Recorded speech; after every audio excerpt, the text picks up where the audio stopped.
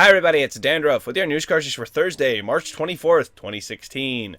Aaron Greenberg of Microsoft has addressed the rumors about Microsoft possibly buying back digital copies of games. He said, and I quote, "We are not actively planning such a thing. Surprised it was even asked in a survey." Well, damn. I guess Xbox gamers won't be getting that from Microsoft. However, Xbox One owners with gold memberships will be receiving Sunset Overdrive starting April 15th, and The Wolf Among Us at any point during the whole month of April. Xbox 360 owners get Dead Space starting April 15th, and Saints Row 4 any point during the month. The Escapist, The Walking Dead, will be adding a survival mode very soon to the game at no extra charge. Little Big Planet is getting some SpongeBob SquarePants DLC if you want to live in a pineapple under the sea. Then Square Enix is aiming for 30 FPS for Final Fantasy XV, with Spanish and Portuguese localizations available as well. Moving on, we've got some issues going on in the gaming world, beginning with Battlefront.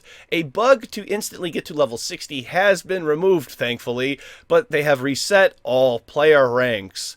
Hitman has a feature that will not allow users to transfer saves between online and offline play. That kind of sucks, and if that isn't bad enough for you, then how about disappearing backpacks and eventually being locked out of playing The Division entirely?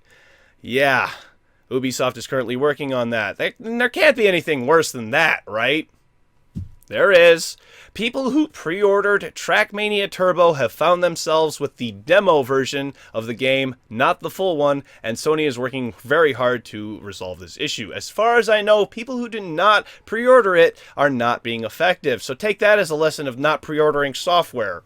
No, really, I feel for you. They're going to get that fixed for you. If you have been affected by any one of these bugs, then to calm down, how about this nice relaxing deer? It's AI controlled and running around GTA 5's Los Santos, causing all sorts of chaos. How is that relaxing? It's not. You know what is? News cartridge.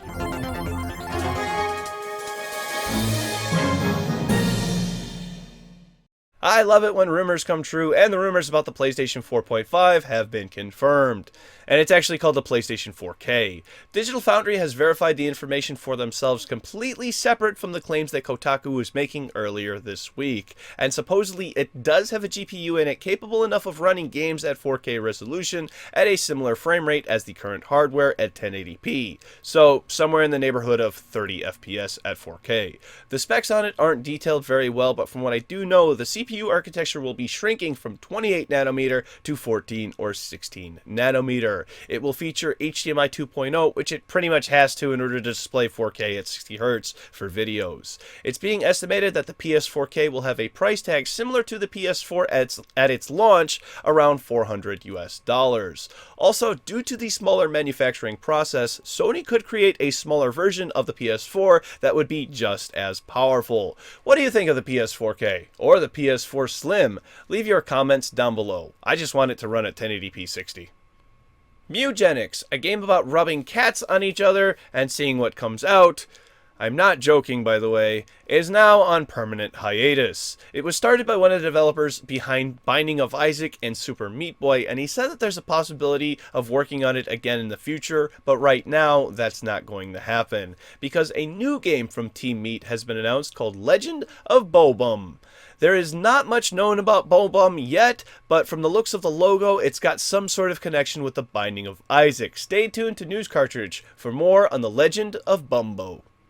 Quickly today, I've got reports that Dark Souls 3 is running at 900p on Xbox One. Not only that, but there are certain areas where the frame rate will drop to 25 because of fog effects, or even as low as 20 frames per second if you're faced with multiple enemies at once. From what I understand, the saving grace from the game is that it features very excellent anti-aliasing, so The PS4 version is currently running at 1080p, and the testing of the frame rate is being done by my sources, and you can find links to them in the description down below, as well as links for sources for all of today's stories. Finally today, Wildcard Studio, the makers of ARK Survival Evolved, is facing some legal trouble. And by the way, if I may toot my own horn, that is the best headline I have written to date. Jeremy Steiglitz is being sued by his former studio Trendy Entertainment, the makers of Dungeon Defenders, over alleged breach of contract. After leaving the studio, he signed a no-compete clause for 1 year, as well as to not persuade any of Trendy's employees to leave the company with him. He's facing allegations that he did both of these things, taking into consideration that Wildcard themselves was founded by his wife, and employees that once worked for Trendy now work at Wildcard. Trendy is going so far as to push for ARK's development to be put on hold, as well as possibly halt sales, which could spell turmoil for the future of the company as well as the game, even if they win. Another hearing is set a month from now on April 27th, and stay tuned to see how this story evolves. Yes, I did that. And now it's time for tomorrow's game releases for PC, Villagers, Lost Cosmonaut, Lost Girl's Diary, Machinecraft, Mysterious Castle, Spectrubes, Mini Golf Mania, Galactineers, Pertinence, Forestry 2017, The Simulation, Edgar, Princess Edge, Dragonstone, Zombies on a Plane, Of Carrots and Blood, At the Mountains of Madness, and Under Zero. For Nintendo Wii U, Mini Mario and Friends Amiibo Challenge. For Nintendo 3DS, Hyrule Warriors. Thank you very much, everybody. This has been News Cartridge. I am Dandruff. I will see you tomorrow. And what's not yellow? No bananas. What's not blue? No Man's Sky.